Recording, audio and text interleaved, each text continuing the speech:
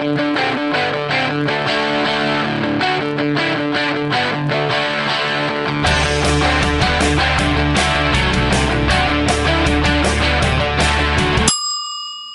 to Stand to Reasons, hashtag STRask podcast. I'm Amy Hall, and Greg Kokel's here with me. And I'm with my famous Amos. Okay, Greg, this first question comes from John Michael Jones. Epistemological question.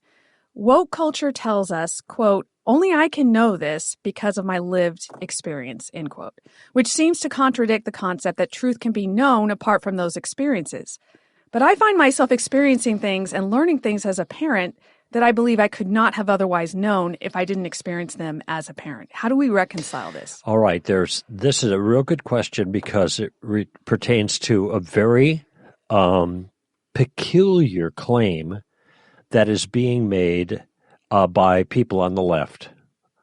It's characteristic of being woke, or at least acknowledging the legitimacy of the claim is characteristic of being woke. And I'm trying to think of the specific term that is used it's a term of art. There's like 4 or 5 characteristics of critical race theory or any of its variations. And one of those characteristics is that the person who is the victim is the only one who's in a position to assess or to verify that they're a victim and how victimized they are, because they're the one who's receiving the victimhood. Now, by the way, notice if somebody listening carefully will see a circularity in there. The victim is the only one who knows he's a victim because he's the victim.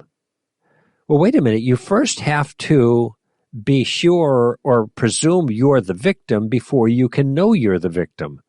Knowing you're the victim should be a conclusion of other factors. But what happens in this situation is a whole group of people are characterized as victims. And so given the fact that they're victims, how do you know that you're victims? Well, I'm the victim.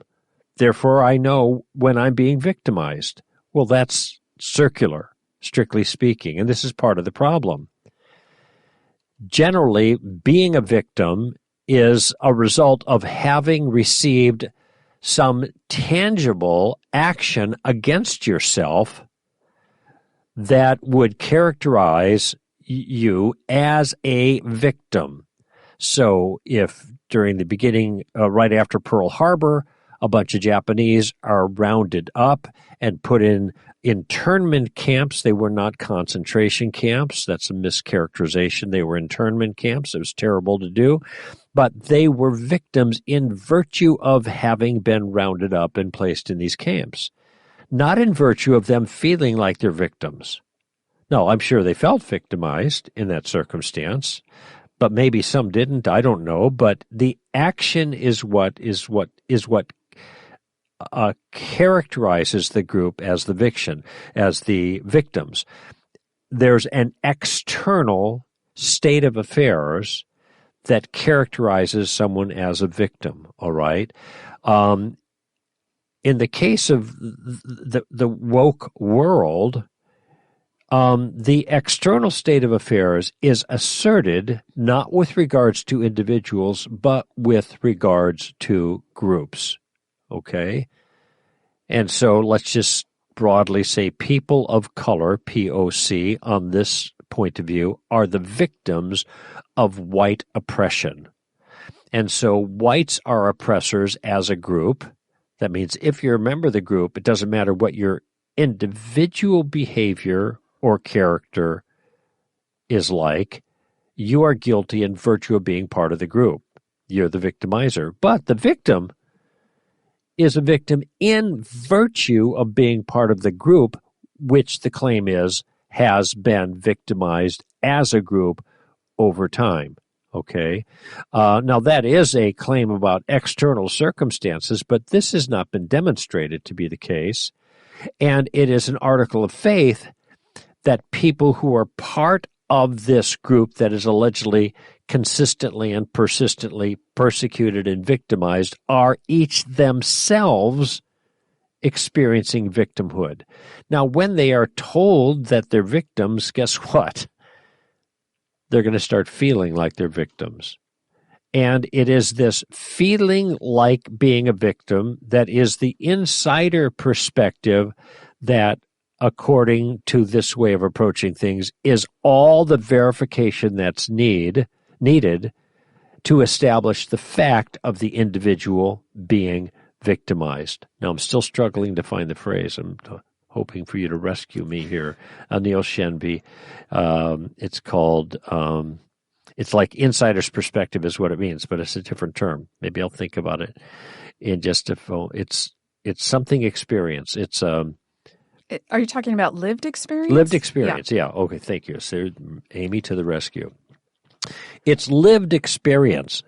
And so when someone who is labeled a victimizer raises a question about the victimhood of the individual can say, I know what I feel. I am the victim. And so, therefore, I have a place at the table in the discussion. You are the victimizer, and you're even denying it. You have nothing to say here. So this is a way of squeezing out the competition. Now, I just want to notice a couple of things. First of all, I mentioned that the entire enterprise is circular, okay? I'm the victim by definition because of my skin color or status in society, a person of color, whatever, and therefore, or maybe by my gender, woman, or maybe by my sexual preference, LGBT. It may be about my gender identity, gender dysphoria, or transsexual. All of these things make me a victim of those who disagree with me. Okay? And therefore, I am victimized, and my victimized can be explained by the fact that I'm a victim. But notice that you start with the presumption of being the victim, and then you establish the veracity of that assessment based on your feelings. Okay, so that's one problem. It's circular. Another problem is that the thing that is a feature or a function or a tool in victimizing is ideology. Okay, so it's this is another one of those elements. Now I'm trying to think of the exact phraseology that Neil Shenby uses, but let's just call it victimization by ideology, okay, or oppression by ideology. I think maybe it's his term, and that is, it's one thing to have blacks left out of community enterprises, whites only, drinking fountains, whites only, places on the bus, that kind of stuff. That is overt, observable, prejudicial discrimination, okay? But that isn't what's being talked about, because nothing like that exists anymore. In fact, people have been trying to root that out forever. And this is one reason why the idea of systemic racism is so appealing, because it's built into the system. It isn't like just one little thing. It's just all inside there. So you can't get to it, and it's hard to refute it when it's characterized in that way. But notice that what is the victimization now is the fact that there are people who, not the overt actions, homosexuality is another one, for example, where gays were persecuted in the past and discriminated against in the past, which is not the case now, except for now you still have people who think that homosexuality is wrong. Oh, we can't have that. Now I'm a victim in a different way. So it's oppression by ideology, not oppression by behavior. This is a huge shift. Now people aren't even allowed to differ with you, or that makes you a victim, okay? This is the whole idea of equity, that there is a safe place for you to be. You can't feel made to feel psychologically uncomfortable for something you're doing. Everybody's got to approve, or else that's more examples of victimization. Of course, this is only a one-way street. It has to do with all these things popular on the left. Nobody minds making a Christian feel uncomfortable for anything that they believe. Okay, so all of that is kind of a groundwork, a conceptual groundwork to what's going on here. Okay, so understand when somebody uses or makes an appeal to lived experience as the foundation and justification of their view, which experience the oppressor doesn't have, and so the oppressor doesn't have anything to say to it. It's a way of silencing assessment, all right? So let me try to put this in its correct perspective.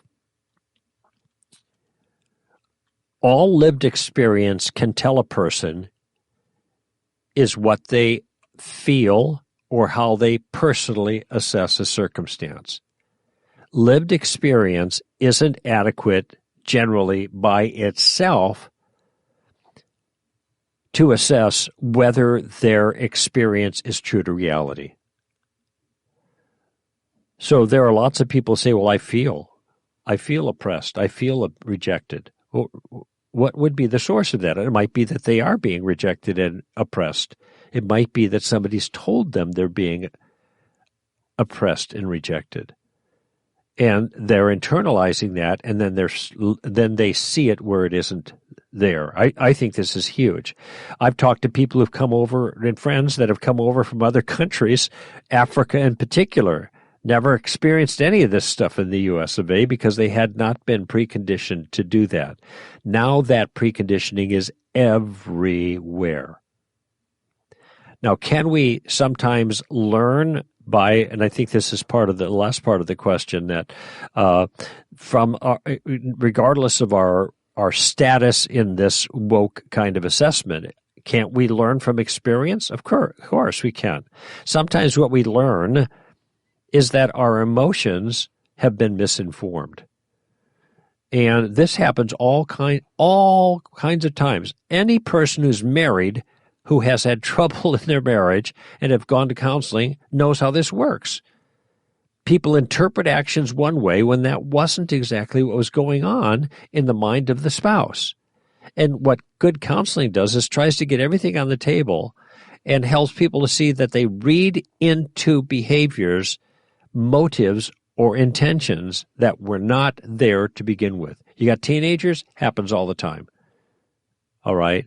So now what has happened, though, is this liability of knowing what's going on based on our feelings and our prejudices, and I mean prejudices on the woke side at this point, though this is something we are all to be aware of, our liabilities, this is an inviolable part of being woke. If I feel it, then it must be the case. End of issue. Of course, if you're standing back and you say, I wonder why you feel it, the reason you feel it is because it's been pounded into your head for decades that everybody's out to get you because of your color, or because of your gender, or because of your sexual preference, or something like that. And, I mean, this month, we're recording in June, is Gay Pride Month. 1/12 of the calendar year in our culture is given to celebrate a sexual preference. No Adultery Month? Why not that? No Masturbation Month? Pride in that? Well, these are all just sexual desires, and no, I like skinny girls month. I use these alternate examples, which might stun some of you, what I've just said, to show that Gay Pride Month should be just as stunning. But I think the reason it's being done is to placate this feeling that people have of not being accepted by some groups, though all the culture is now rooting for them as a group. There still is some intransigent groups like Christians who live by a different ethic and therefore aren't willing to surrender the ethic. Doesn't mean they're going to treat people badly, but they're not willing to surrender the ethic. And this is viewed, that we have an ethic about these things, this itself is viewed as discriminatory and hostile and abusive and creates victims. So there's a very odd dynamic going on here. And please read the last part of that question, Amy. I'm not sure if I covered the end of it as well as I might have, but I want to say something more about it. I find myself experiencing things and learning things as a parent that I believe I could not have otherwise known if I didn't experience them as a parent. How do That's we right. reconcile Okay. this? Well, I agree with that statement. And that goes along with what I read a moment ago, or I said a moment ago, and that is, as we go through life, certainly have children and be parents. We learn things about child raising through our experience. But what we're doing is we're learning facts about the nature of the world. We're learning facts about children and what they need and what they don't need and what they want and what they don't want. And all of these things are new to us. We're exploring a new area. But what we are trying to find out is what the truth of the world is. It isn't. Let me back up. A father can feel disrespected if a child disagrees with him. But it might be that the child is disagreeing in an appropriate way about a particular thing and raising an issue. And if the father simply reacts that, oh, that's disrespectful, it might be that his understanding of disrespect is distorted. He's experiencing what he thinks is disrespect, but there is no disrespect in that circumstance because he's overly sensitive to that. Rather, maybe there's a place here for an appropriate give and play between the father and the child and listening. That's not taking place. Scripture says fathers don't exasperate your children. Maybe that's what's going on. But notice here, what the father could say is, hey, the kid could say, I wasn't disrespecting you, Dad. I was asking a question. You say, I felt disrespected, so you are the disrespecter, ipso facto, end of issue, QED. That's how wokeism works. Yeah, I agree that there are many things we can learn, John, about life from our experience. And the main thing we learn is what it is like to experience something. So not only do you learn more about love and and self-sacrifice and all those things, but the main thing that only experience can teach you is what it is like to experience something. So let's say somebody experiences a form of racism. They understand racism in a way that I don't understand it because they have experienced it. But everyone can know that it has happened. So there's a subjective element and there's an objective element. And it's when you confuse the two, when you use the subjective as evidence for the objective, that's where you can go wrong. I mean, not necessarily every time, but you can go wrong because our experience, as you illustrated, Greg, can not reflect reality. It doesn't always reflect reality. We could misinterpret something. We could misunderstand something. But when you experience something and you are interpreting correctly, you are learning something about the world, but everyone else can also look at that and say, yes, I can see what happened here and you are right. You have experienced this. And even if I haven't experienced it, I can say, yes, I can see that it's happened because it's an objective feature of reality. So what we have here is two different things, but truth should inform our experience. So we experience something, but we also have to be informed by the truth, and the truth is objective and publicly accessible to people. I think that's where this goes wrong, because what you have here is subjective experience versus objective reality, and you also have an individual experience versus a widespread reality. So I think that's where the second mistake goes wrong, and that's my experience. Let's say your experience is informed by reality. It is true. You have experienced racism. That also can't evaluate the overall situation in the world. Right. That is something that's publicly accessible that people can see and can evaluate. So it could be absolutely true and real what you have experienced, but it doesn't necessarily as an experience, yes, as an internal experience, right? And it could be something that truly happened to you.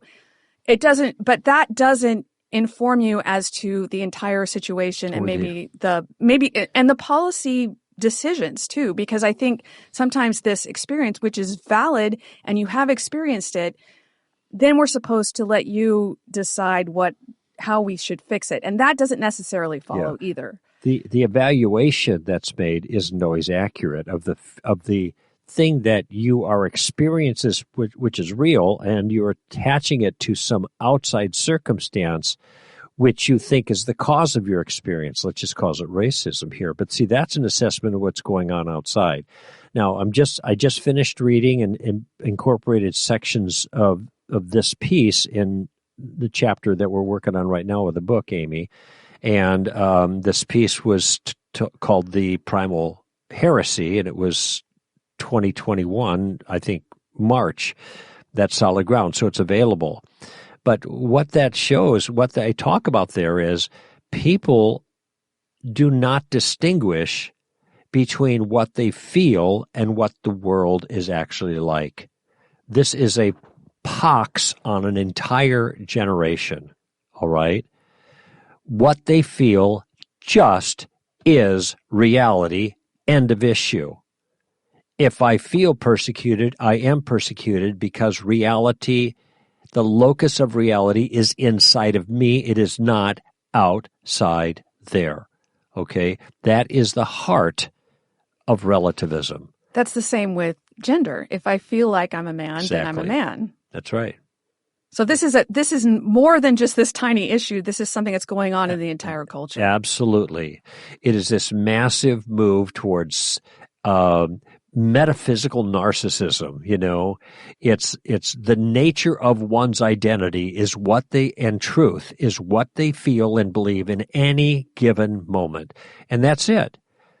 And so they can claim that they are an oppressed group because they feel like they're an oppressed group, and they think that the feeling epistemologically establishes the fact of them in the objective world being oppressed, when this is a fact that is not been shown the way it's characterized in CRT or IED. Wait, IED, that's an explosive. DIE. That's an objective die. reality nobody can deny. I'm trying to find the right acronym here. It's the right letters wrong. They're all explosive and dead, but it's DEI, diversity, equity, and inclusion. So anyway, because there is a very powerful cultural sentiment that's driving this, that is being pounded into the heads of everyone, all the way down to kindergarten, by your government. All right? This is a very hostile, ideologically hostile worldview to Christianity. It's not Christian in the slightest. It's not true the way it's being characterized, which isn't to say there aren't examples of inequity, inequalities and lack of appropriate diversity, whatever, or racism, whatever. But that's not the point. This is a package. And it's just hammered in, and dissent is punished. That's always a signal that something's wrong with the idea. And so consequently, people think this way. And then we're intimidated. You don't know what I'm experiencing. No, you're right. I don't know what you experience. I don't know your emotions, okay? But whether your emotions are tied to what's actually happening in the outside world, that's a different matter entirely, and I do have some access to that. And I just want to say here a couple of things. First of all, this is not to say that there is no oppression or there is no racism or there is no experiences like this.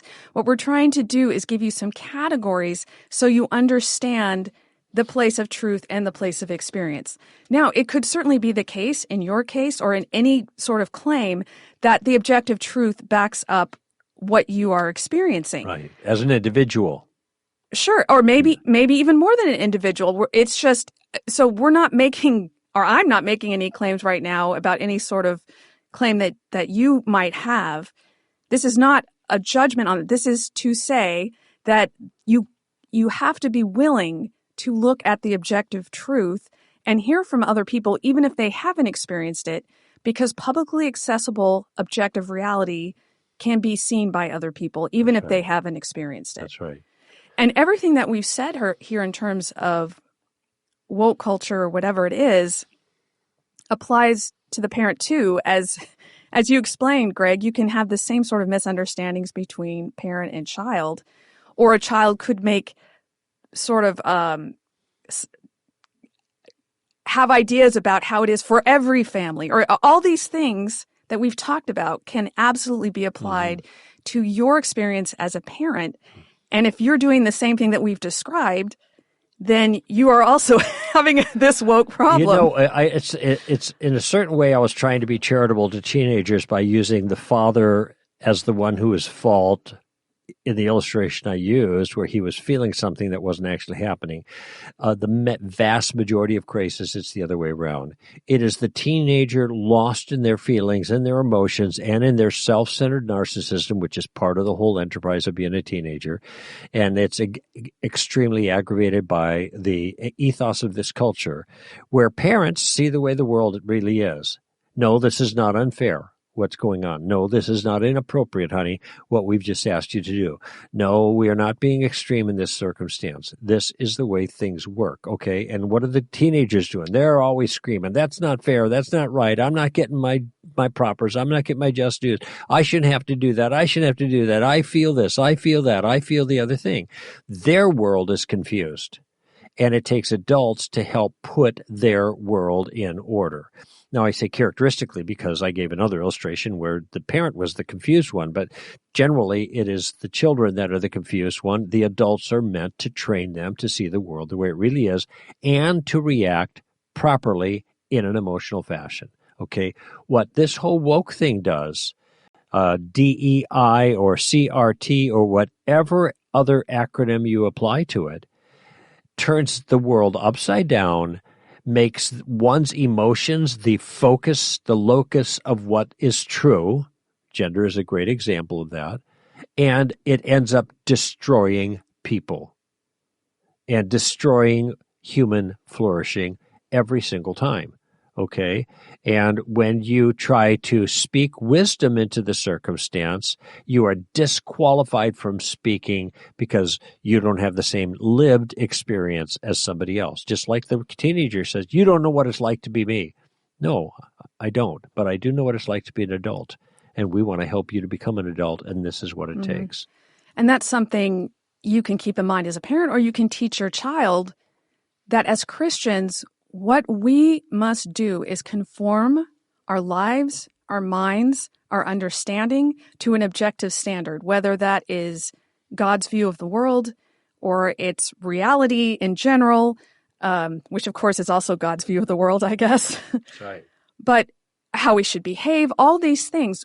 This is so countercultural, this idea that we have to conform our lives to a standard outside of ourselves. This is the root issue of the entire culture war, exactly. I think. So if you can understand this, I know we've talked about a lot of different things here, but if you can understand this, then you can put your experience in the proper place. Experience is what makes life interesting. Mm-hmm. It's delicious, indeed. Emotions make it delicious, but there are problems. Right. We learn a lot about God from our experience with him. We learn a lot about other people. We learn a lot about human beings in general, all those things. But always we are submitting to an objective reality outside of ourselves. And as long as you're approaching this from that perspective, then the other thing that happens is now you can have a conversation with people about it. Mm-hmm. It would take so much of the intensity out of the conversation if we all had in mind the idea that we are trying to come to the objective reality. And likely, we both need to move a little bit because we are all fallen human beings. Mm-hmm. So as Christians, this is how we need to approach this. Let me remind you the piece that I referred to that will help you that I wrote in 2020. Is that right? Yeah, 2020 is called The Primal Heresy. It's on str.org. And then 2 months or 3 months or 4 months later, I wrote another one called CRT, Civil Rights Upside Down. Okay, and the reason I mention that is because it has those 5 characteristics that Neil Shenvi, I think, so insightfully offered, which includes lived experience and oppression by, how did I put it, by ideology. There's 4 others. There's 3 others there, but that's where you can find that material played out in a way that will help you to understand what is going on in our culture right now and help you respond appropriately to it. That just brought one more thing to mind, Greg. I know we're way over, but hopefully people are finding this interesting. Mm-hmm. There are problems in the world. The problem with any sort of ideology that's rooted in this misunderstanding of experience and reality and objective truth is not that they're saying there are problems in the world. The problem is how they're diagnosing the problem and how they want to fix the problem. There are certainly problems. So we address those problems from a Christian perspective. We address them from God's perspective, from the idea that there's objective reality, all the things that we said. We can address these problems. We don't have to address them in these ways. And I think that's another mistake people are making, and that is they think that this is the only way to address problems in society, and don't buy into that.